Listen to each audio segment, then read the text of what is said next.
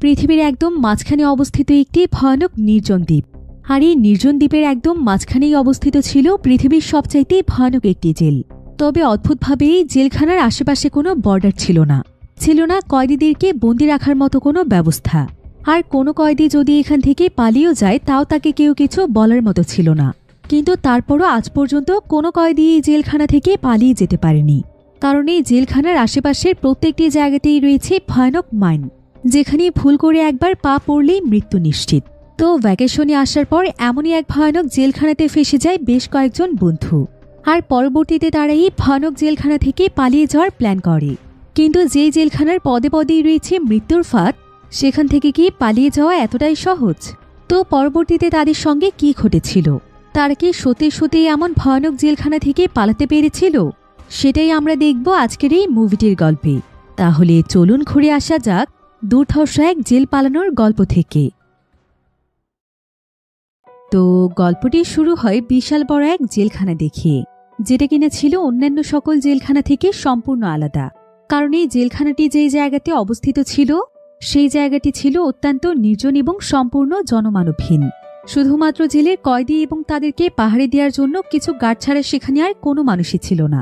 তবে সবচাইতে অদ্ভুত বিষয় হচ্ছে যে সেই জেলখানার কোনো দেয়াল ছিল না, এমনকি কোনো বর্ডার দিয়েও জায়গাটি নির্দিষ্ট করা ছিল না। এমনকি এখান থেকে কোনো কয়েদি যদি পালানোরও চেষ্টা করে তাহলে এখানকার গার্ডগুলো তাদেরকে কিছুই বলে না, কারণ এই জায়গাটির বাহিরে পুরো জায়গা জুড়ে রয়েছে অসংখ্য ল্যান্ডমাইন। ল্যান্ডমাইনগুলো এমনভাবে মাটির নিচে পুঁতে রাখা হয়েছে যা কিনা কেউ খুব সূক্ষ্মভাবে দেখলেও বুঝতে পারবে না। তাই যখনই কোনো কয়েদি জেলখানা থেকে পালিয়ে যাওয়ার চেষ্টা করে এবং সেই এরিয়া থেকে বেরিয়ে যায়, ঠিক তখনই তার পায়ের নিচে থাকা ল্যান্ডমাইনগুলো ব্লাস্ট হয়ে যায়, ফলে সঙ্গে সঙ্গে সেই কয়েদি মারা যায়। আর মূলত এ কারণেই কোনো কয়েদি এখান থেকে পালিয়ে যাওয়ার সাহস করে না। এবার আমরা আজ থেকে কিছুদিন আগের ঘটনা দেখতে পাই, যেখানে স্টু নামক একটি ছেলে ছিল। কিছুদিনের মধ্যে সে বিয়ে করে তার নতুন জীবনে পা রাখতে চলেছে। এজন্য সে তার কিছু বন্ধুদেরকে নিয়ে সাউথ আমেরিকায় তার ব্যাচেলার পার্টি এনজয় করতে এসেছে। সেখানে সে এবং তার বন্ধুরা মিলে অনেক এনজয় করে। এরপর পার্টি শেষ করে পরের দিন সকালে তারা সবাই যখন এয়ারপোর্টে প্লেনের জন্য অপেক্ষা করছিল, ঠিক তখনই স্টু দেখতে পায় যে তার রায়ান নামক একজন বন্ধু তার পকেটে কিছু একটা লুকোনোর চেষ্টা করছে, যেটা কিনা মূলত এক ধরনের ড্রাগস ছিল। সে কোনোভাবে এয়ারপোর্টের সমস্ত সিকিউরিটি এড়িয়ে সাকসেসফুলি এই ড্রাগসটি তার কাছে রেখে দিয়েছে। তবে এটা দেখে স্টুয়ের সকল বন্ধুরা ভীষণ ঘাবড়ে যায় এবং টেনশন করতে থাকে যে যদি তারা একবার ধরা পড়ে যায়। তবে এমন সময় দেখা যায় স্টুয়ের আরেকজন বন্ধু গ্রিক পেটে হাত দিয়ে ওয়াশরুম থেকে বেরিয়ে আসছে। তাকে দেখেই বোঝা যাচ্ছিল যে সে অসুস্থ ফিল করছে। তবে কিছু বুঝে ওঠার আগে সে মাটিতে পড়ে যায় এবং তার মুখ থেকে এক ধরনের লিকুইড বের হতে থাকে। আর এমন সময় সেখানে সিকিউরিটি গার্ড চলে আসে। তাদের সাথে একটি ট্রেনিং প্রাপ্ত কুকুর ছিল, যে কিনা ড্রাগ আইডেন্টিফাই করতে পারত। তো তাদের কাছে গিয়ে কুকুরটি খুবই রিয়েক্ট করতে থাকে। এতে সিকিউরিটি গার্ডদের তাদের উপর সন্দেহ হয়। তারা তখন তাদেরকে সঙ্গে সঙ্গে ইন্টারোগেশন রুমের মধ্যে নিয়ে যায়। তারা জানায় যে গ্রিক লুকিয়ে লুকিয়ে ড্রাগ পাচার করার জন্য কিছু বেলুন গিলে ফেলেছিল, যেটা তার পেটের ভিতর গিয়ে কোনো কারণে ব্লাস্ট হয়ে যায় এবং তার পুরো শরীরে পয়জন ছড়িয়ে পড়ে। স্টু এবং তার বন্ধুরা তো এই কথা শুনে একদম অবাক হয়ে যায়, কারণ তারা এই ব্যাপারে কিছুই জানত না। কিন্তু তাদের এখানে কিছুই করার ছিল না, কারণ তারা যদি বলে যে তারা এই ব্যাপারে কিছু জানে না, তারপরও তাদের কথা বিশ্বাস করা হবে না। এরপর কিছুক্ষণের মধ্যেই সেখানে পুলিশ চলে আসে। পুলিশেরা তাদেরকে সঙ্গে সঙ্গেই গ্রেফতার করে ফেলে। আর তারা তল্লাশি করে রায়ানের কাছেও ড্রাগস পেয়ে যায়। ফলে পুলিশ মনে করে যে এরা হয়তো স্মাগলার, যারা কিনা এক দেশ থেকে অন্য দেশে ড্রাগস পাচার করছিল। যদিও তারা সবাই এখানে তাদেরকে বোঝানোর চেষ্টা করছিল যে তারা আসলে কোনো স্মাগলার নয়, কিন্তু পুলিশ তাদের কোনো কথাই শোনে না। তাদেরকে সঙ্গে সঙ্গে সেখানেই অ্যারেস্ট করে ফেলা হয় এবং তাদের সকলকে মিলিটারির আন্ডারে থাকা একটি আইল্যান্ডে নিয়ে যাওয়া হয়। তবে তারা কিছুতেই সেখানে যেতে চাইছিল না, কিন্তু পুলিশ তাদেরকে মেরে জোর করে কোনো মতে তাদের সঙ্গে নিয়ে যায়। প্রথমে তাদেরকে একটি বোটে করে একটি প্রিজনে নিয়ে যাওয়া হয়। আর সেখানে গিয়ে স্টু দেখতে পায় যে একটি ব্যাগের ভেতরে কিছু মৃতদেহ নিয়ে যাওয়া হচ্ছে। এটা দেখে সে ভীষণ নার্ভাস হয়ে যায়। সে বুঝে উঠতে পারে না যে এখানে আসলে হচ্ছেটা কি। এরপর সেখান থেকে তারা রওনা হয় আসল জায়গাতে যাওয়ার জন্য, যেখানে মূলত তাদেরকে রাখা হবে। একটি ট্রাকে করে তাদের সকলকে নিয়ে যাওয়া হচ্ছিল। তো এবার অনেকটা পথ পাড়ি দেওয়ার পর ফাইনালি তারা পৌঁছে যায় তাদের কাঙ্ক্ষিত সেই জায়গাতে। এটাই ছিল মুভির শুরুতে দেখানো সেই বিশাল বড় জেলখানা, যার চারিদিকে ছিল ভয়ানক মৃত্যুর ফাঁদ। তো তারা সবাই মিলে তখন আস্তে আস্তে সামনের দিকে এগিয়ে যাচ্ছিল। স্টুদের সঙ্গে আবার তার শ্বশুরও ছিল, যার নাম ছিল জন। জন এখানকার পরিবেশ দেখে অনেকটাই অবাক হয়ে যায়, কারণ সে এখানে ভাবছিল যে জেলখানার আশেপাশে কোনো দেয়াল নেই কেন, এখানকার গার্ডগুলো কি ভয় পায় না যে কোনো কয়েদি যদি এখান থেকে পালিয়ে যায়? সে মনে মনে ভাবতে থাকে যে এখান থেকে পালিয়ে যাওয়া তো তাহলে অনেক বেশি সহজ। শুধু জনই নয়, বরং এখানকার সবাই এই কথাই ভাবছিল। কিন্তু ঠিক তখনই তারা দেখতে পায় একজন কয়েদি খুব স্পিডে দৌড়ে সেখান থেকে পালিয়ে যাওয়ার চেষ্টা করছে। আর এটা দেখে একজন গার্ড তাকে শুট করার জন্য তার বন্দুকটি রেডি করছিল, কিন্তু অন্য একজন গার্ড তাকে শুট করতে বাধা দেয়। এদিকে স্টু এবং তার বন্ধুরা দূরে দাঁড়িয়েই সবকিছুই দেখছিল। তো সে কয়েদি যখন দৌড়তে দৌড়তে অনেকটাই দূরে চলে যায়, ঠিক তখনই তার একটি পা গিয়ে পড়ে যায় একটি মাইনের উপর। ফলে সঙ্গে সঙ্গে সেখানে বিশাল বড় এক বিস্ফোরণ ঘটে, আর সেই কয়েদি সেখানেই মারা যায়। আর এটা দেখতে পেয়ে স্টু এবং তার সঙ্গীরা অনেক ঘাবড়ে যায়। তারা বুঝতে পারে যে এখানকার চারিপাশে হয়তো মাইন রয়েছে, তাই যখনই কেউ এখান থেকে পালিয়ে যাওয়ার চেষ্টা করে তখনই সেই মাইনগুলো বিস্ফোরিত হয়ে তারা মারা যায়। এজন্যই মূলত এখানে দেয়াল দেয়া নেই। আর এসব দেখে জন বুঝতে পারে যে যত তাড়াতাড়ি সম্ভব তাদেরকে এখান থেকে বের হওয়ার জন্য কোনো একটা উপায় বের করতে হবে, তা না হলে এই জায়গার কোথায় কোন মৃত্যুর ফাঁদ রয়েছে এটা তো তারা জানে না। তো এখানে আবার জনের ছেলে কাইও রয়েছে। জন তখন তার ছেলে কায়ের সঙ্গে ডিসাইড করে যে তারা গার্ডের সঙ্গে কথা বলবে এবং তাদের কাছে ব্রিটিশ সিটিজেনদের জন্য স্পেশাল হেল্প চাইবে। এদিকে গ্রিকের পেটে ব্লাস্ট হওয়ার কারণে সে তো এমনিতেই অসুস্থ ছিল, আর এখন তার পেট থেকে ব্লিডিং হচ্ছিল, তাই তার আর্জেন্ট মেডিকেল অ্যাটেনশনের প্রয়োজন ছিল। গ্রিক তখন তার দুজন বন্ধুকে বলে যে একজন ডক্টরকে খুঁজে নিয়ে আসার জন্য, আর তারা দুজনের সঙ্গে সঙ্গে বেরিয়ে পড়ে সেখানে কোনো ডক্টর আছে কিনা এটা দেখার জন্য। অন্যদিকে জন এবং তার ছেলেকাই অফিস রুমে গার্ডের কাছে যায়, আর সেখানে গিয়ে তারা গার্ডকে জানায় যে তারা সেখানকার ওয়ার্ডেনের সঙ্গে দেখা করতে চায়। গার্ড তখন তাদেরকে অফিস রুমে যেতে বলে। এরপর তারা দুজন সেখানে গিয়ে তো একদম অবাক হয়ে যায়, কারণ এই বিশাল অফিসে একজন গার্ড ছাড়া আর কেউই ছিল না। তো সেই গার্ড তখন একটি বাটন প্রেস করে এবং এতে একটি রুমের দরজা খুলে যায়। এরপর জন এবং কাই ভেতরে চলে যায়।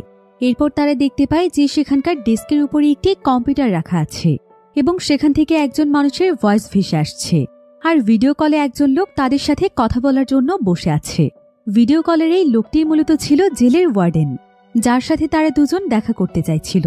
তো ওয়ার্ডেন তখন তাদেরকে জানায় যে যেহেতু তারা সবাই ব্রিটিশ সিটিজেন, তাই এই ব্যাপারে সে তাদেরকে কোনো হেল্প করতে পারবে না, কারণ তারা এই দেশের নাগরিক নয়। ওয়ার্ডেন তখন তাদেরকে হাইকোর্টে হেল্প চাওয়ার জন্য পরামর্শ দেয়। সেই সাথে তিনি আরও বলে যে এ ব্যাপারে কোর্টের রায় আসার আগ পর্যন্ত তাদের এখানেই বন্দী থাকতে হবে। জন তখন ওয়ার্ডেনকে বলে তাহলে আনুমানিক আমাদেরকে এখানে আর কতদিন বন্দী থাকতে হতে পারে?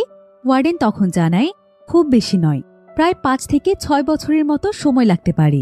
কিন্তু একথা শুনি জন এবং কায়ের মাথায় যেন আকাশ ভেঙে পড়ে, কারণ রায় আসতেই যদি 5 থেকে 6 বছর সময় লেগে যায় তাহলে কি তারা এতদিন এখানেই পচে মরবে? জন তখন ভীষণ উত্তেজিত হয়ে যায় এবং ওয়ার্ডেনের সাথে কথা বলতে শুরু করে। কিন্তু ঠিক তখনই কম্পিউটারটি ট্রেন ব্যাংক হয়ে যায়। এতে জন আরও রেগে যায়। তবে তারা এই বিষয়টি অনেক ভালোভাবেই বুঝতে পারে যে জেলখানা থেকে বের হওয়াটা তাদের জন্য সহজ হবে না। এরপর দেখা যায় যে অনেক খোঁজাখুঁজির পর স্টু এবং তার বন্ধুরা একজন ডক্টরকে খুঁজে পেয়েছে। তবে মূলত এই জেলখানায় এই দেশে যে সমস্ত মানুষেরা ছিল, অর্থাৎ ডক্টর থেকে শুরু করে গার্ড, পুলিশ অফিসার, তারা সবাই এখানকার ভাষায় কথা বলতো, তাই ব্রিটিশ ভাষা তারা খুব একটা বুঝত না। তবে তাদের মধ্যে শুধুমাত্র জনই ব্রিটিশ ভাষা বুঝতে পারত, তাই মূলত সে ওয়ার্ডেনের সাথে কথা বলতে পেরেছে। তো স্টু এখানে ডক্টরকে নানাভাবে বোঝানোর চেষ্টা করে যে তারা কিভাবে এখানে ফেঁসে গিয়েছে। তারা কোনো অপরাধী নয়, কিন্তু তাদের ভাষা আলাদা হওয়ার কারণে ডক্টর এখানে কিছুই বুঝতে পারে না। এরপর তারা ইশারার মাধ্যমে তাদেরকে বোঝানোর চেষ্টা করে। তবে এতে করে ডক্টর এক পর্যায়ে ভীষণ বিরক্ত হয়ে যায়। এরপর সে একটি বন্দুক বের করে তাদেরকে থ্রেট দিতে শুরু করে। এতে তারা সবাই অনেক ভয় পেয়ে যায় এবং দুহাত উঁচু করে দাঁড়িয়ে একদম চুপ হয়ে যায়। ডক্টর তখন তাদের পেছন থেকে একটি পর্দা সরিয়ে দেয়। দেখা যায় সেখানে একটি বাথটাবের মধ্যে ডক্টর একজন লোককে আইস ওয়াটারের ভেতরে বেঁধে রেখেছে। এই দৃশ্য দেখে তারা সবাই আরো বেশি ঘাবড়ে যায়। তারা সেখানেই দাঁড়িয়ে সাহায্যের জন্য চিৎকার করতে থাকে। কিন্তু ঠিক তখনই তাদের মধ্যে একজন একটি চেয়ার নিয়ে ডক্টরের মাথায় আঘাত করে। ফলে সাথে সাথেই ডক্টর সেখানে সেন্সলেস হয়ে পড়ে যায়। আসলে তাদের কাছে এই ডক্টরকে সাইকো মনে হচ্ছিল। এবার এই দৃশ্য দেখে যে লোকটিকে ডক্টর বেঁধে রেখেছিল সেই লোকটি এখানে তাদেরকে তার বাঁধন খুলে দেওয়ার জন্য অনুরোধ করতে থাকে। তবে স্টু এবং তার বন্ধুরা বুঝতেই পারছিল না যে এখানে কি হচ্ছে। তারপরও তারা সেই লোকটির হাতে বেঁধে রাখা রশিগুলো কেটে তাকে মুক্ত করে দেয়। কিন্তু সেই লোকটি এখানে পাগলের মতো আচরণ করছিল। মনে হচ্ছিল তার মাথায় কোনো সমস্যা আছে। সে তখন মাটিতে পড়ে থাকা ডক্টরের সেই বন্দুকটি হাতে নিয়ে কোনো জামা কাপড় ছাড়াই দৌড়ে বাহিরে চলে যায়। এরপর বাহিরে দেখা যায় যে ইউনিফর্ম পরা দুজন নার্স সেখানে একটি স্ট্রেচার নিয়ে আসে, আর তারা গ্রিককে সেই স্ট্রেচারে করে সেখান থেকে নিয়ে যেতে থাকে। তার বন্ধুরা এতে মনে করে যে তাকে হয়তো ট্রিটমেন্টের জন্য নিয়ে যাওয়া হচ্ছে। এরপর জন তখন তার সঙ্গীদেরকে নিয়ে সেই জেলখানার ম্যানেজারের সঙ্গে দেখা করতে যায়, কারণ এই ম্যানেজারই তাদেরকে ডেকে পাঠিয়েছে। জায়গাটি ছিল খুবই সুরক্ষিত, আর এই ম্যানেজারের নাম ছিল সালমা। সালমা তাদের সবাইকে ওয়েলকাম জানায় এবং সবাইকে খুবই রেসপেক্টের সাথে ডাইনিংয়ে বসার জন্য বলে। এরপর সে সবাইকে উদ্দেশ্য করে আরো বলে, আমি শুনেছি গ্রিক একজন মিলিয়নার, কিন্তু সে স্মাগলিং করতে গিয়ে ধরা পড়েছে এবং তোমরা সবাই তার জন্য এখানে আটকে আছো। এরপর সে আরো বলে, এবার তোমরা যদি আমায় 2 লক্ষ US ডলার দাও তবে আমি তোমাদেরকে সেফলি এই জায়গা থেকে মুক্ত করে দিতে পারবো। আর যদি তোমরা আমাকে টাকা দিতে না পারো তাহলে এই জেলখানায় তোমাদেরকে কতদিন থাকতে হচ্ছে সেটা বলা যাচ্ছে না। তবে সালমার এই অফার পেয়ে তারা সঙ্গে সঙ্গে রাজি হয়ে যায়, কারণ এমন ভয়ানক জেলখানায় তারা কখনোই থাকতে চায় না। আর এই জেলখানায় সবাই অনেক অদ্ভুত, তাই যত তাড়াতাড়ি সম্ভব তারা এই জায়গা থেকে বের হতে চায়। কিন্তু এই মুহূর্তে তো তাদের কাছে কোনো টাকাই ছিল না, এজন্য তারা সালমার কাছে সময় চায়। কিন্তু সালমা তাদের সকলের চেহারা দেখিয়ে বুঝতে পারে যে তাদের কাছে অফারটি ভালো লাগেনি। এজন্য সে তার একজন গার্ডকে বলে তাদের সবাইকে গেটের বাইরে বের করে দিতে। তো তারা যখন বাইরে বেরিয়ে যায় তখন একজন অজানা ব্যক্তি তাদেরকে একটি লেটার দেয়। তারা তখন লেটারটি ওপেন করে। আসলে এই লেটারটি ব্রিটিশ অ্যাম্বাসি থেকে তাদেরকে পাঠানো হয়েছে। সেখানে তাদেরকে ইনফর্ম করা হয়েছে যে ব্রিটিশ অ্যাম্বাসি তাদের এই সিচুয়েশনের ব্যাপারে ইনভেস্টিগেশন করবে। এমনকি এই ইনভেস্টিগেশন করতে যদি তাদের 100 বছরের সময় লেগে যায় তবুও এই বিষয়টি তারা তাদের নজরে রাখবে। লেটারটির প্রথম লাইন পড়ে তারা সবাই তো অনেক খুশি হয়ে গিয়েছিল, কিন্তু লেটারটির শেষ লাইনের মাধ্যমেই তারা বুঝতে পারে যে ইনভেস্টিগেশন আসলে কেমন হতে চলেছে। তাদেরকে শুধু ফর্মালিটি হিসেবে একটি লেটারই পাঠানো হয়েছে। এই ব্যাপারে মনে হয় না যে কেউ কোনো গুরুত্ব দেবে। কিন্তু জন তখন সবাইকে আশা দিয়ে বলে, অ্যাটলিস্ট অ্যাম্বাসি তো আমাদের বিষয়টি জানতে পেরেছে এবং এ ব্যাপারে ইনভেস্টিগেশন করবে বলেছে। আর হতে পারে এই 100 বছরের কথাটি শুধুমাত্র একটি কথার কথা। তার বিশ্বাস আছে যে অবশ্যই কেউ না কেউ তাদেরকে এখান থেকে বের করে নিয়ে যাবে। তো এমন সময় একজন অচেনা কয়েদি তাদেরকে বলে অ্যাম্বাসি অলরেডি তাদের জন্য একটি সেল অ্যারেঞ্জ করেছে। তো কিছুক্ষণ পরেই তাদেরকে সেই সেলটিতে নিয়ে যাওয়া হয়। আর সেখানে গিয়েই তারা একজন গ্যাংস্টার টাইপের লোককে দেখতে পায়। তার নাম ছিল ব্যাংকো। সেখানে একটি মেয়েও ছিল। মেয়েটি নিজেও ছিল একজন কয়েদি। তো তারা সেখানকার কোনো কিছু বুঝে ওঠার আগেই গ্যাংস্টারটি এখানে তাদেরকে বলে, স্টু এবং তোমাদের মধ্যে যে কোনো একজনকে আমায় 2টো কিডনি দিতে হবে। একজন ডক্টর তোমাদের জন্য সবকিছু অ্যারেঞ্জ করবে। এরপর সে আঙুল দিয়ে একজন ডক্টরকে দেখিয়ে দেয়। এদিকে লোকটির কথা শুনে তারা তো একদম অবাক হয়ে যায়, কারণ জেলখানায় তাদেরকে বন্দি থাকতে হবে, তাহলে তাদেরকে কিডনি কেন দিতে হবে? এরপর ধীরে ধীরে একজন ডক্টর তাদের দিকে এগিয়ে আসতে থাকে। তারা এখানে দেখতে পায় যে এটা তো সেই ডক্টর যাদের কাছে তারা গ্রিডের ট্রিটমেন্টের জন্য গিয়েছিল, কিন্তু পরবর্তীতে তারা সেই ডক্টরের উপর হামলা করে সেখান থেকে পালিয়ে এসেছিল। এখন এই ডক্টরকে দেখে তারা আরো অনেক বেশি ভয় পেয়ে যায়।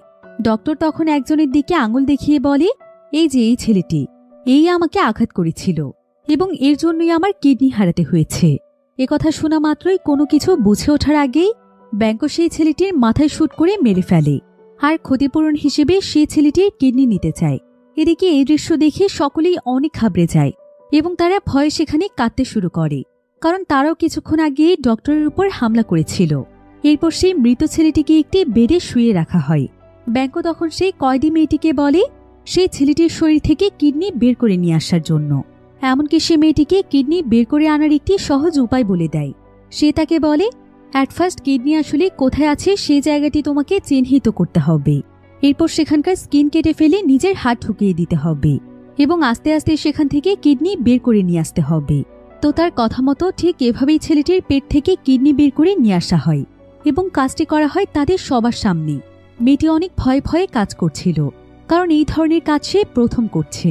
তো এবার একটি কিডনি বের করে সে একটি নির্দিষ্ট জায়গাতে রাখে, কিন্তু দ্বিতীয় কিডনিটি বের করতে গিয়ে সে সেটা ভুলবশত হাত থেকে ফেলে দেয়।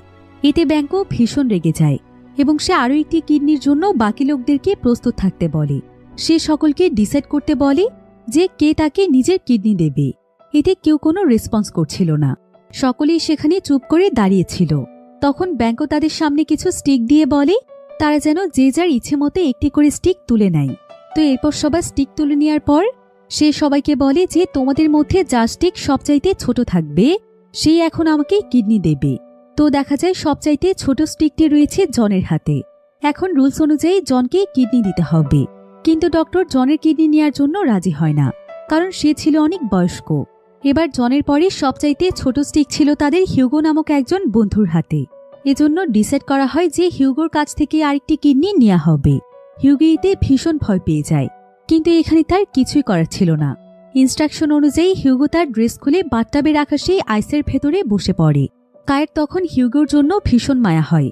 সে তখন নিজের হাতে থাকা স্টিকটি ভেঙে ছোট করে দিয়ে বলে যে আমার হাতে স্টিকটি সবচাইতে ছোট, তাই নিয়ম অনুযায়ী আমার কাছ থেকে আপনাকে কিডনি নিতে হবে। এরপর সে হিউগোকে বাথটাব থেকে উঠিয়ে নিজেই সেখানে বসে পড়ে। কিন্তু এই ব্যাপারটি তার বাবা জন কিছুতেই মানতে পারছিল না। জন তখন তাকে বাধা দেওয়ার চেষ্টা করে। এজন্য ব্যাংকও তখন সঙ্গে সঙ্গে তার মাথায় বন্দুক তাক করে ফেলে। ঠিক তখনই রুমের ভেতরে একজন এসে ব্যাংককে খবর দেয় যে তার বোন সালমা তাকে ডাকছে।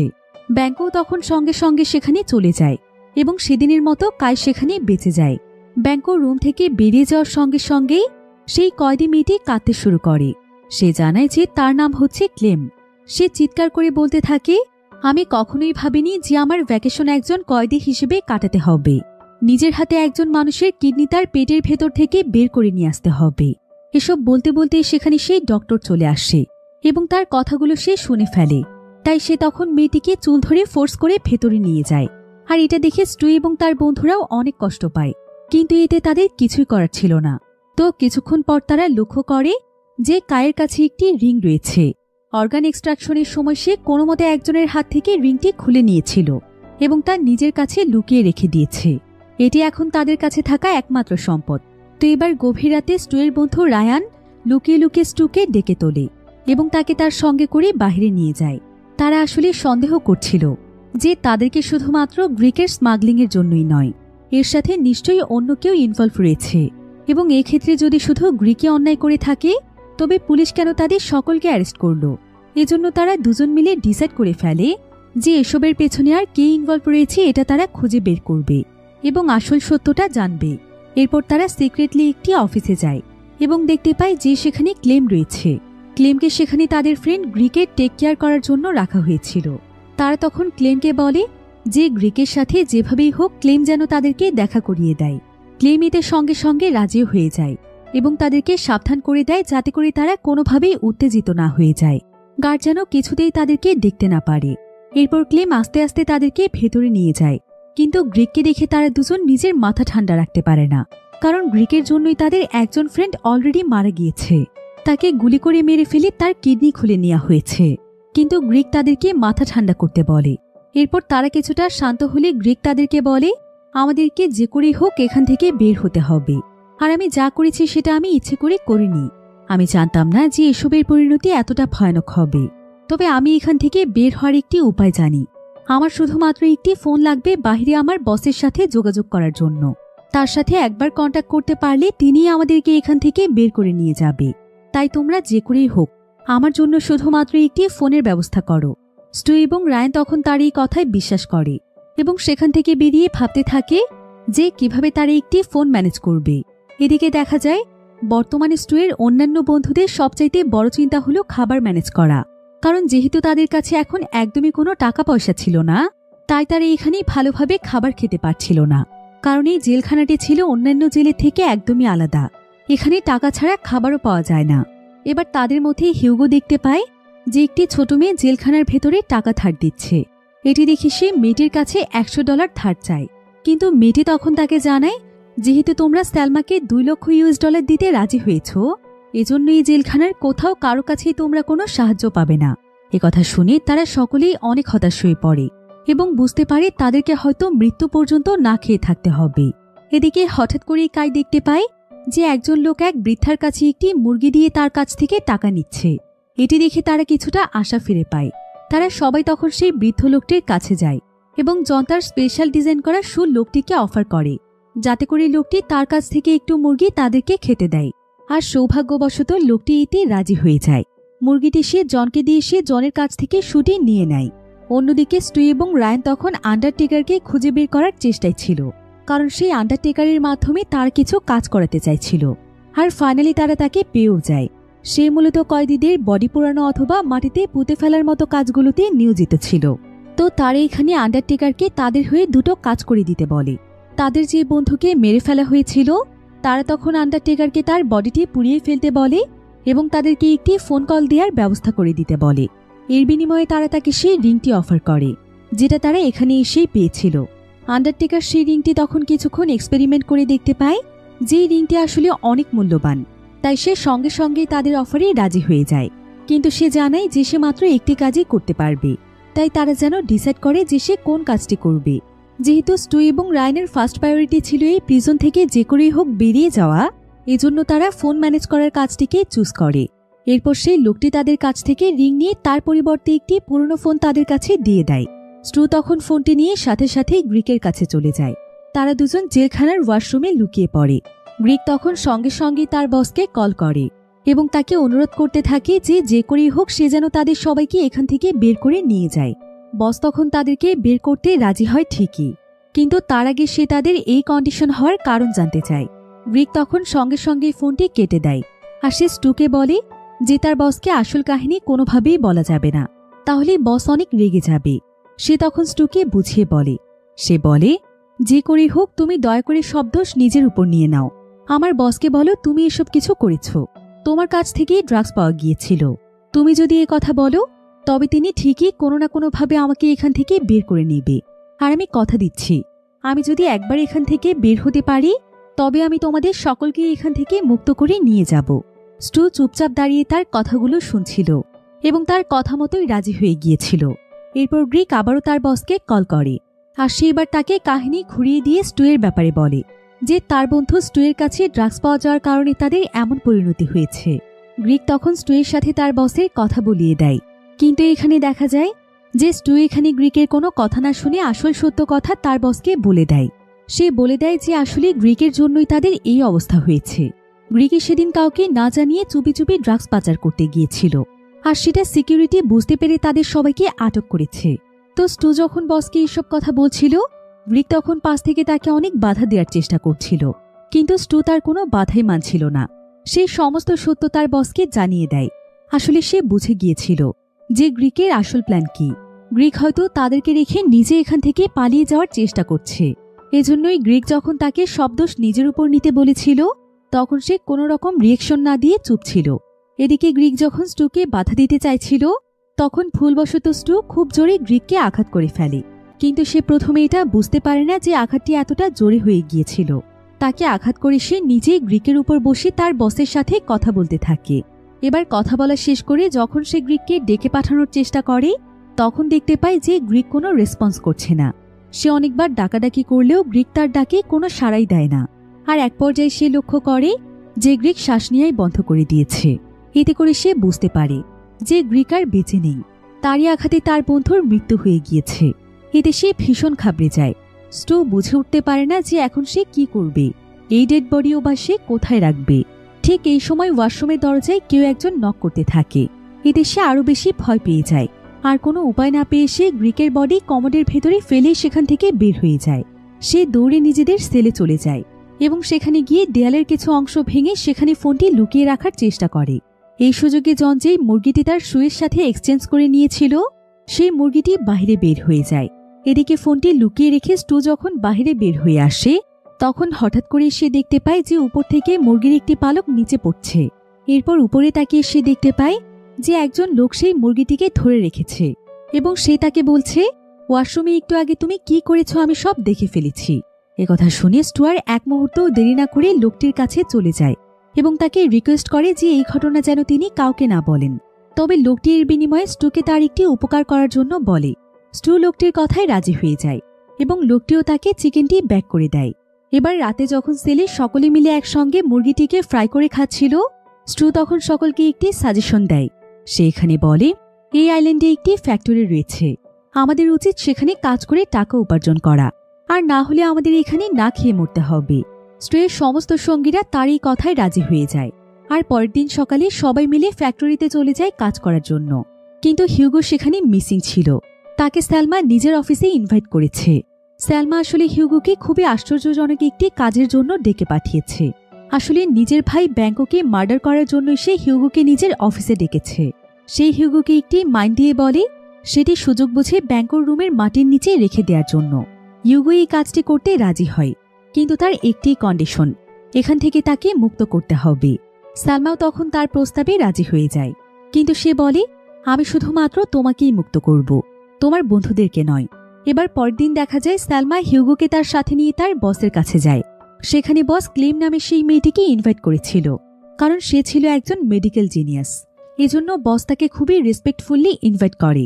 তো সেখানে যখন হিউগো এবং ক্লেম একা কথা বলার সুযোগ পায়, তখনই হিউগো ক্লেমকে সালমার প্ল্যানের ব্যাপারে সবকিছু জানিয়ে দেয় এবং তাকে বলে এই সুযোগটি কাজে লাগানোর জন্য। হয়তো এই সুযোগটি কাজে লাগিয়ে তারা দুজনেই এখান থেকে বের হয়ে যেতে পারবে। ক্লেমও এই ব্যাপারটি খুব ভালোভাবেই বুঝতে পারে। এরপর বস তাদেরকে লাঞ্চের জন্য ডেকে পাঠায়।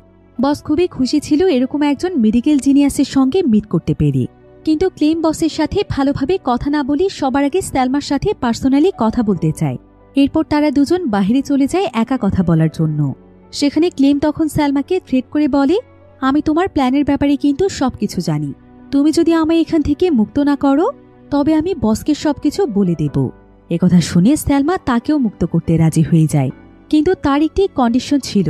প্রথমত ক্লেমকে বসের লিভার ট্রান্সপ্ল্যান্ট সার্জারি কমপ্লিট করতে হবে।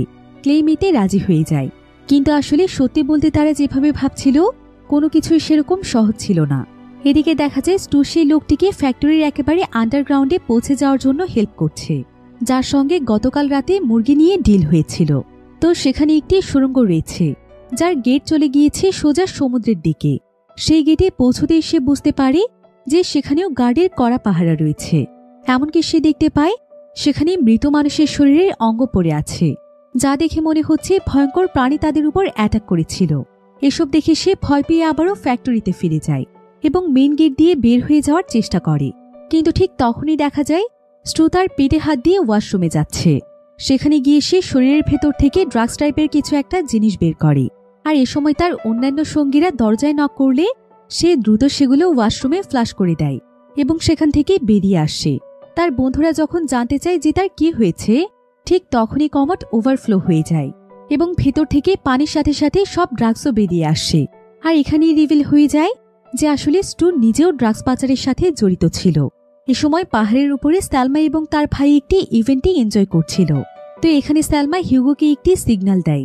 হিউগো তখন লুকিয়ে রাখা মাইনটি ব্যাঙ্কোর রুমে সেট করে সেখান থেকে বেরিয়ে আসে। এরপর অন্য রুমে গিয়ে সে নিজেকে রিল্যাক্স করার জন্য ড্রিঙ্কস করতে থাকে। আর এ সময় হঠাৎ করেই ব্যাঙ্কোর একজন বন্ধু হিউগোর পেছনে এসে দাঁড়ায়। এতে সে চমকে গিয়ে বোতলটি নিচে রেখে দেয়। ঠিক তখনই একটি অ্যালার্মিং ডিভাইস থেকে সাউন্ড হতে থাকে। এটা শুনে ব্যাঙ্কোর বন্ধু নিজের আইডেন্টিটি রিভিল করে দেয়। আসলে সে ছিল একজন আন্ডারকভার এজেন্ট, আর সে এখানে এসেছে ব্যাঙ্কো এবং সালমার ক্রাইমের সবকিছু ইনভেস্টিগেশন করার জন্য। একথা শুনে হিউগো তখন ভয় পেয়ে সেখান থেকে দৌড়ে পালাতে চায়, কিন্তু সেই লোকটি তাকে ধরে ফেলে। ঠিক তখনই রুম থেকে মাইনটি ব্লাস্ট হয়ে যায়। ব্যাঙ্কো দৌড়ে ভেতরে গিয়ে দেখে তার বন্ধু অর্থাৎ সেই আন্ডারকভার এজেন্টের বডি ছিন্ন বিচ্ছিন্ন হয়ে মাটিতে পড়ে আছে, যারা অনবরত সেই সেলে শুট করছিল, কারণ সালমা তাদেরকে এমনটা করতে বলেছিল। কিন্তু তারা জানত না যে ভেতরে তখন কেউই ছিল না। এবার দূরের একটি ছাদের উপর থেকে একজন সবকিছু নোটিস করছিল। এই লোকটি হলো তিনি, যাকে একটু আগে স্টু পালিয়ে যাওয়ার জন্য সাহায্য করছিল। এদিকে জন এখানে স্টুকে প্রচণ্ড মারছিল, কারণ সেও ড্রাগস পাচারের সঙ্গে জড়িত ছিল। এমনকি এসব কিছু লুকিয়ে সে তার মেয়েকে বিয়ে করতে চেয়েছিল। তবে রায়ান এখানে জনকে থামানোর চেষ্টা করে, আর এক পর্যায়ে ধাক্কা লেগে জন মাথায় আঘাত পেয়ে মাটিতে পড়ে যায়। সবাই মনে করে যে সে হয়তো মারা গিয়েছে, কিন্তু হঠাৎ করে সে চোখ খুলে সবাইকে চমকে দেয়। অন্যদিকে দেখা যায় মাইন্ড ব্লাস্টের এরকম অনাকাঙ্ক্ষিত ঘটনায় ব্যাঙ্কও ভীষণ রেগে যায়, আর তার বন্ধুর এমন মৃত্যু সে কিছুতেই মেনে নিতে পারছিল না। এজন্য সে হিউগোর বন্ধুর কাছে আসে এবং সত্য জানার জন্য তাদেরকে চার্জ করতে থাকে। একজন তখন জানায় যে সালমাই হিউগোকে ডেকে নিয়ে গিয়েছিল। ব্যাঙ্কও তখন বুঝে যায় যে সালমার আসল প্ল্যান কি, এবং এটাও বুঝতে পারে যে সবকিছুর পেছনে সেই ছিল, আর এই প্ল্যান সে করেছিল তাকে মারার জন্য। এদিকে পরিস্থিতি খারাপ বুঝতে পেরে স্যালমার এক মুহূর্তও দেরি না করে সেখান থেকে দৌড়ে পালিয়ে যাওয়ার চেষ্টা করে। বন্দুক হাতে নিয়ে ব্যাংকও তাকে তাড়া করতে শুরু করে। তারা দুজনেই দুজনকে টার্গেট করে ফায়ার করতে থাকে। আর এই অবস্থায় টাওয়ারে থাকা গার্ড নিচে নেমে আসে। এদিকে স্টুয়ের সাহায্য নিয়ে সেই লোকটি দূর থেকে সবকিছু অনেক মনোযোগ দিয়ে দেখছিল। তো গার্ডকে নিচে নেমে যেতে দেখে এই সুযোগে সে গার্ডের রুমে চলে যায়। আর সেখানে গিয়ে সে কন্ট্রোল রুমে ফোন করে জানায় যে ব্যাংকো এবং স্যালমার অনেক বড় ধরনের ঝামেলা হয়েছে, এজন্য কন্ট্রোল রুমের সকলকে এখনই সেখানে যেতে হবে। তবে ঠিক তখনই কন্ট্রোল রুমের সব মনিটর অফ হয়ে যায়। কন্ট্রোলার যখনই এটা ঠিক করার চেষ্টা করে তখনই সে ইলেকট্রিক শক খেয়ে সেন্সলেস হয়ে যায়। আর এই সুযোগে জেলখানার সবাই সেখান থেকে দৌড়ে পালিয়ে যাওয়ার চেষ্টা করে। এরপর ঠিক যখন তারা দৌড়ে বেরিয়ে যেতে চায় তখনই কন্ট্রোলারের সেন্স ফিরে আসে এবং সে ইমিডিয়েটলি ইমার্জেন্সি বাটন প্রেস করে দেয়। এদিকে স্টু যখন সবার আগে দৌড়ে গিয়ে মাইনফিল্ডে পা রাখতে যাবে, হঠাৎ করেই তখন রায়ান তাকে আটকে ফেলে, কারণ সে কিছু দূরে বিস্ফোরণের আওয়াজ শুনতে পেয়েছিল। এটা শুনে সকলেই যে যার জায়গাতে দাঁড়িয়ে পড়ে, কারণ তারা যদি সেখান থেকে একটুও মুভ করে তাহলে মাইনগুলো ব্লাস্ট হয়ে যাবে। কিন্তু জন এই বিষয়টি খুব একটা গুরুত্ব দেয় না, কারণ পালানোর মতো এমন সুযোগ তারা আর নাও পেতে পারে। তবে তার ছেলে কাই তাকে সতর্ক করার পরেও সে পালিয়ে যাওয়ার জন্য সেখানে মুভ করে। কিন্তু ঠিক তখনই একটি মাইন ব্লাস্ট হয়ে যায় এবং জনের বডি সেখানে ছিন্ন বিচ্ছিন্ন হয়ে যায়। এ সময় স্টু চিৎকার করে একজনকে বলে তার দিকে ফোনটি ছুঁড়ে মারার জন্য, যেটি ছিল কায়ের আশেপাশেই। মূলত স্টু এবং রায়ান সেফ জোনে দাঁড়িয়েছিল, তারা মাইনফিল্ডে থেকে বাহিরে ছিল। তো তারা তখন কাইকে ভরসা দিয়ে বলে তাদের কাছে ফোনটি পৌঁছে দিলেই তারা যে করেই হোক কাইকে সেখান থেকে বের করে নিয়ে যাওয়ার ব্যবস্থা করবে। বন্ধুদের বিশ্বাস করে কাই মাটি থেকে ফোনটি তুলে নিয়ে স্টুয়ের দিকে ছুড়ে দেয়, কিন্তু ফোনটি গিয়ে পড়ে সেই লোকটির হাতে, যে কিনা কন্ট্রোল রুমে ফোন করেই কয়েদিদেরকে পালিয়ে যাওয়ার সুযোগ করে দিয়েছিল। আসলে এই লোকটি ছিল একটু ধার্মিক টাইপের। ফোনটি হাতে পাওয়া মাত্রই লোকটি সেখান থেকে বের হয়ে যাওয়ার রাস্তা খুঁজতে থাকে। তো স্টু এবং রায়ানও তখন লোকটিকে ফলো করে তার সাথে যেতে থাকে। কিন্তু কাই তাদেরকে অনেকবার ডাকার পরও তারা একবারও পেছনে ফিরে তাকায় না, তাকে তারা সাহায্য করে না। তার সঙ্গে তারা বিশ্বাসঘাতকতা করে। একদিকে ছিল বাবার মৃত্যুর যন্ত্রণা, অন্যদিকে ছিল নিজের প্রিয় বন্ধুদের বিশ্বাসঘাতকতা। এসব কিছু কাই কিছুতেই মানতে পারছিল না। এদিকে দেখা যায় বডিগার্ড একজন ইয়াং ছেলেকে লিভার ট্রান্সপ্ল্যান্টের জন্য নিয়ে যায়, আর এই লিভার ট্রান্সপ্ল্যান্টের সার্জারিটি করতে হবে ক্লেমকে। তো এই সময় বোম টাইপের কিছু একটা জিনিস কেউ একজন তাদের রুমের মধ্যে ছুঁড়ে মারে। তারা সবাই মনে করে যে এখনই হয়তো সেটা ব্লাস্ট হয়ে যাবে, এই জন্য কেউ কেউ তখন রুম থেকে দৌড়ে বেরিয়ে যায়। আসলে এই কাজটি সেই ইয়াং ছেলের বোন করেছিল, যাতে করে সে তাকে বাঁচাতে পারে। তো সেই ছেলেটি যখন সেখান থেকে পালিয়ে যাওয়ার জন্য চেষ্টা করে তখন তার সাথে সেই বডিগার্ড এবং ডক্টরের ফাইট শুরু হয়ে যায়। তবে তাদেরকে মেরে যখন সে পালিয়ে যেতে চায় তখনই সেখানে স্যালমা এসে তার পথ আটকে ফেলে। তবে এমন সময় তার পেছনে ক্লেম চলে আসে, আর সে তার ঘাড়ের মধ্যে একটি ইনজেকশন পুশ করে দেয় এবং ছেলেটি মাটিতে সেন্সলেস হয়ে পড়ে যায়। স্যালমা ক্লেমের প্রতি খুবই খুশি হয়ে যায় এবং তার বডিগার্ডকে অর্ডার করে যে তাকে সুরক্ষিতভাবে নিজের রুমে নিয়ে যাওয়ার জন্য। তো যখনই তারা দুজন সেখান থেকে বের হয়ে যায় ঠিক তখনই দুটো বাচ্চা এসে সেই বডিগার্ডকে ছুরি দিয়ে অ্যাটাক করে। ক্লেম দৌড়ে গিয়ে বডিগার্ডের হাত ধরে ফেলে। অ্যাটাক করা মেয়েটি তখন ক্লেমকে ইশারা করে বলে যাতে করে সেখান থেকে সে ইমিডিয়েটলি চলে যায়। এরপর ক্লেম সেই বডিগার্ডের পকেট থেকে একটি চাবি নিয়ে সেখান থেকে দ্রুত চলে যায়। আসলে ক্লেম এই বাচ্চাগুলোর সাথে ডিল করেছিল। অন্যদিকে স্টু, রায়ান এবং আরও অনেকে সেই লোকটির সাথে পালিয়ে যাওয়ার চেষ্টা করে। আর পথে যেতে যেতে স্টু সেই আন্ডারটেকারের মৃতদেহ দেখতে পায়, যে কিনা রিংয়ের বিনিময়ে তাদেরকে ফোন দিয়েছিল। তারা দুজন তখন তাড়াতাড়ি আন্ডার কভারের বডি সার্চ করতে থাকে। আসলে তারা সেই রিংটি খুঁজছিল, আর কিছুক্ষণের মধ্যে তারা সেই রিংটি পেয়েও যায়। এরপর দেখা যায় ক্লেম যে চাবিটি নিয়ে একটি রুমে প্রবেশ করে সেখানে আবার একটি মেয়েকে আটকে রাখা হয়েছিল। ক্লেম সেই মেয়েটির বাঁধন খুলে তাকে মুক্ত করে দেয়। মেয়েটির নাম ছিল জেমা। জেমা এই কাজের জন্য ক্লেমের প্রতি খুবই খুশি হয়ে যায়। সে ক্লেমকে ভরসা দিয়ে বলে আমি তোমাকে এই আইল্যান্ড থেকে বের হয়ে যাওয়ার জন্য হেল্প করতে পারি। এই বলে সে হাঁটতে হাঁটতে রুম থেকে বেরিয়ে যেতে থাকে। আর অদ্ভুতভাবে সে রুম থেকে বের হয়ে গিয়ে ক্লেমকে দরজার ভেতরে লক করে দিয়ে সেখান থেকে চলে যায়। জেমার এই আচরণে ক্লেম খুবই অবাক হয়ে যায়। সে এই বিষয়টির পেছনে কোনো কারণই খুঁজে পায় না। সে তখন সাহায্যের জন্য অনেক জোরে জোরে চিৎকার করতে থাকে। এমন সময় স্যালমা এসে তার লকটি খুলে দেয় এবং সে তাকে বলে সার্জারি করার সময় হয়ে গিয়েছে, ডক্টর তোমার জন্য ভেতরে অপেক্ষা করছে। এরপর তারা দুজন ডক্টরের কাছে যায়, কিন্তু ডক্টরের রুমে গিয়ে তারা দুজন ভীষণ অবাক হয়ে যায়, কারণ তারা দেখতে পায় যে ডক্টরের মৃতদেহ বাথটাবে পড়ে রয়েছে। ক্লেম দৌড়ে ডক্টরের কাছে যায় তার পালস চেক করার জন্য, কিন্তু ঠিক তখনই জেমা এসে তার উপর অ্যাটাক করে বসে। তবে সালমা তাকে বাধা দেওয়ার চেষ্টা করলে তাদের দুজনের মধ্যে সেখানে লড়াই শুরু হয়ে যায় এবং এক পর্যায়ে একজনের কাছ থেকে বন্দুক নিচে পড়ে যায়। এ সময় সুযোগ পেয়ে ক্লেম সেই বন্দুকটি উঠিয়ে নেয়, ফলে সাথে সাথেই সেখানে তাদের দুজনের ফাইটিং থেমে যায়। জেমা তখন বারবার সেখানে থাকা একটি ফ্রিজের দিকে দেখতে থাকে। ক্লেম তাকে এই ব্যাপারে প্রশ্ন করলে সে রিভিল করে দেয় যে এটার দরজার আড়ালে একটি গভীর টানেল আছে, যেটা সরাসরি সমুদ্রের তীরের সাথে যুক্ত রয়েছে। একথা শুনে জেমার সাথে ক্লেমও সেই টানেল দিয়ে সেখান থেকে পালিয়ে যাওয়ার জন্য তৈরি হয়ে যায়। তখন সালমাও তাদের সঙ্গে পালিয়ে যেতে চায়, তাই তারা তিনজন মিলে এখানে এক হয়ে যায়। এরপর তারা তিনজন একসঙ্গে সেই টানেলের মধ্যে প্রবেশ করে। এরপর কিছুটা দূরে যেতেই তারা একটি বিশাল বড় গরিলার আওয়াজ শুনতে পায়, তাই তারা আর এক মুহূর্তও দেরি না করে সেখান থেকে দৌড়ে পালিয়ে যায়। এমন সময় হঠাৎ করে সালমা একটি ডেড বডি দেখতে পায়, যেটা কিনা ছিল তার বসের। তারা বুঝতে পারে যে তিনিও হয়তো এই জায়গা থেকে পালিয়ে যাওয়ার চেষ্টা করেছিল, আর তখন গরিলাটি তাকে অ্যাটাক করে এখানে মেরে ফেলেছে। তো ডেড বডিটি সেখানেই রেখে তারা সেই টানেলের দরজার কাছে পৌঁছানোর জন্য যেতে থাকে এবং এক পর্যায়ে তারা সেখানে পৌঁছেও যায়। দরজাটি খোলার জন্য সেখানে 3টি বাটন ছিল, তো তারা তিনজন একসাথে সেই 3টি বাটন প্রেস করতেই দরজাটি সঙ্গে সঙ্গেই খুলে যায়। এতে তারা তিনজনেই সেখান থেকে বের হয়ে যাওয়ার জন্য আশার আলো দেখতে পায়, কিন্তু এক মুহূর্তের মধ্যেই তাদের সমস্ত আশা শেষ হয়ে যায়। তারা দেখতে পায় সালমার ভাই ব্যাংকো আগে থেকেই টানেলের দরজায় দাঁড়িয়ে আছে। সে সালমাকে দেখা মাত্রই তাকে শুট করে মেরে ফেলে, কারণ সালমার প্রতি তার আগে থেকেই রাগ ছিল। এরপর টানেলের ভেতরে ঢুকে নিজের বোনের মৃতদেহ তুলে নিয়ে ব্যাংকো সেখান থেকে চলে যায়। তবে সে এখানে জেমা বা ক্লেমকে কিছুই বলে না, কারণ সে জানত তারা কখনোই এখান থেকে বের হয়ে যেতে পারবে না। তো ব্যাংকো সেখান থেকে চলে যাওয়ার পরই ক্লেম দ্রুত সেখানকার উপরে উঠে দরজার বাহিরে বেরিয়ে যায় এবং জেমা সেখান থেকে বের হওয়ার আগে সে দরজাটি লাগিয়ে দেয়। ফলে জেমা ভেতরেই আটকা পড়ে যায় এবং গরিলাটি এসে তাকে খুব বাজেভাবে আক্রমণ করে। সে সাহায্যের জন্য চিৎকার করতে থাকে, আর ক্লেম দরজার বাহিরে দাঁড়িয়ে সে সবকিছু শুধু তাকিয়ে দেখতে থাকে, কারণ এই জেমাও তার সাথে বিশ্বাসঘাতকতা করেছিল। এদিকে দেখা যায় অনেক চেষ্টার পরে রায়ন এবং স্টু সেই টানেল দিয়ে বের হয়ে আসতে সক্ষম হয়, আর সেখান থেকে বেরিয়ে তারা সোজা চলে যায় সমুদ্রের তীরে।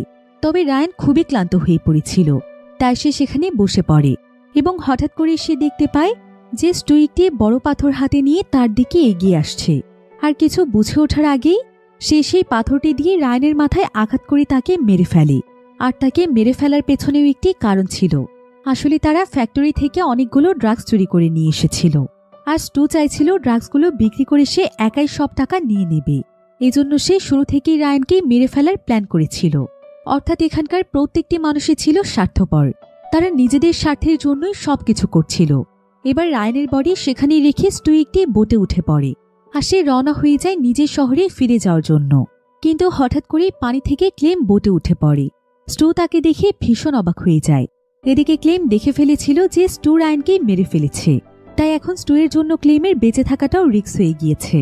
এদিকে ক্লেম নিজেও বুঝতে পারছে যে স্টু তাকে যে কোনো সময় মেরে ফেলতে পারবে, কারণ সে স্টু এর ব্যাপারে সবকিছু জানতে পেরেছে। তবে এমন সময় হঠাৎ করেই তাদের দুজনের চোখ পড়ে তাদের মাঝখানে থাকা একটি বন্দুকের দিকে। তারা দুজনেই এক দৃষ্টিতে কিছুক্ষণ সেই বন্দুকটির দিকে তাকিয়ে থাকে এবং হঠাৎ করেই সেখান থেকে গুলির এক বিকট আওয়াজ ভেসে আসে। আর তখনই দৃশ্য পরিবর্তিত হয়ে রায়নের কাছে চলে যায়। এখানে দেখা যায় যে রায়ন আসলে মারা যায়নি, সে এখনো বেঁচে আছে। তবে সবকিছুর পর একটি রহস্য থেকেই যায়, তখন আসলে বোটে কে কাকে গুলি করেছিল, ক্লেম স্টুকে নাকি স্টু ক্লেমকে? শেষ পর্যন্ত তাদের মধ্যে কে বেঁচে ছিল, নাকি দুজনেই মারা গিয়েছে? এই বিষয়টি সিরিজটির মধ্যে ক্লিয়ারভাবে দেখানো হয় না। তবে এমনই একটি গভীর রহস্যের মধ্য দিয়েই সিরিজটির গল্পটি এখানেই শেষ হয়ে যায়।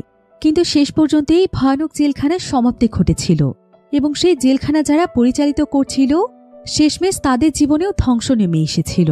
অর্থাৎ এই জেলখানাটি হয়তো পরবর্তীতে ব্যান করে দেয়া হবে। তো আপনাদের কাছে আজকের এই পুরো গল্পটি কেমন লেগেছে সেটা আমাকে অবশ্যই ভিডিওর নিচে কমেন্ট করে জানাতে ভুলবেন না। আজকের ভিডিও এ পর্যন্তই, দেখা হবে পরবর্তী নতুন কোনো ভিডিওতে। সে পর্যন্ত সবাই ভালো থাকুন, সুস্থ থাকুন। আল্লাহ হাফেজ।